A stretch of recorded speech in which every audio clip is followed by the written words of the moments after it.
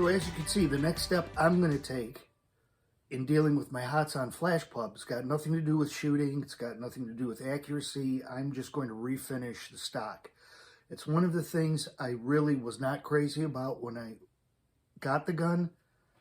It's not necessarily the fact that I don't like the wood stock or I don't like the Turkish walnut. It's the finish on it is way too dark, I believe, for something that is that nice of wood. So I'm going to strip it and I'm going to begin the process of refinishing it. I don't want to make this a how-to video of all the different steps I'm going to be taking. There are plenty of stock refinishing how-to videos out there already. It's just pretty much going to be a progress report on what I'm doing and how it's coming out. The first thing I'm going to be doing is stripping the clear coat in as much of the stain as possible that I can with the citrus strip, which was in one of the first pictures of the various things I'm going to be using. So that seemed to get really good reviews.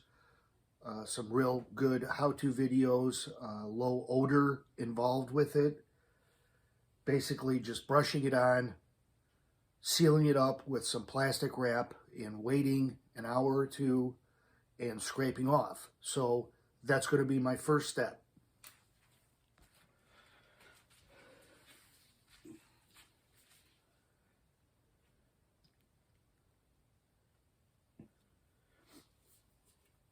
Actually, I misspoke. The first step was stripping the gun, which was extremely easy, and I've been through the biggest portion of that, which it's basically three things.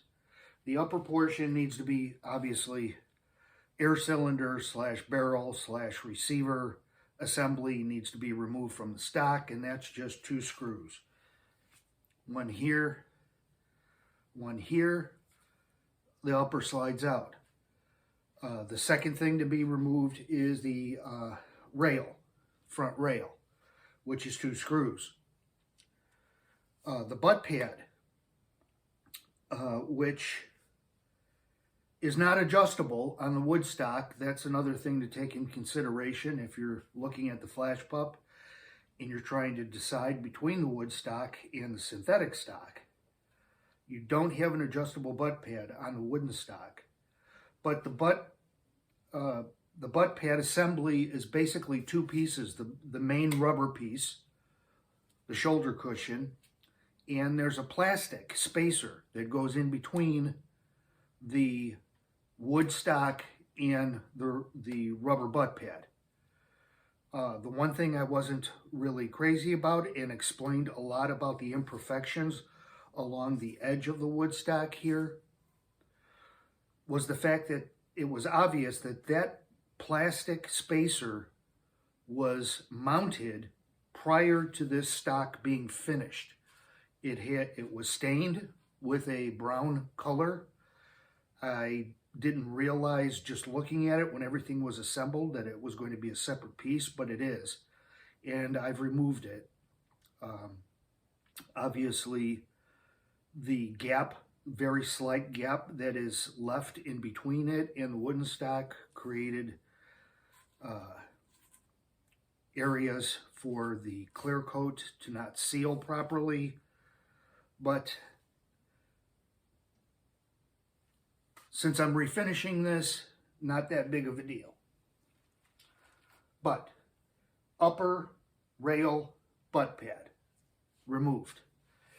Now we're going to be using the citrus strip and a paintbrush and applying generously to the outside of the entire stock.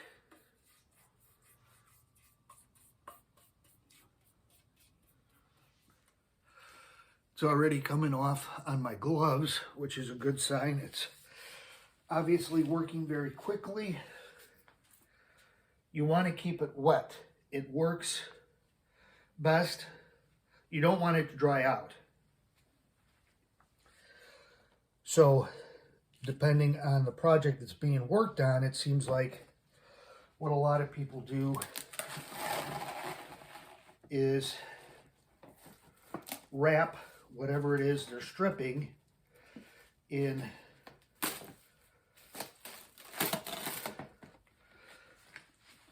cling wrap.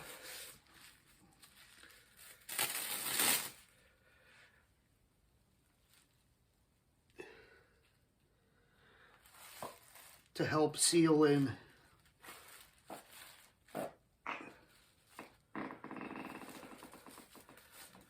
the moisture of their project. Okay,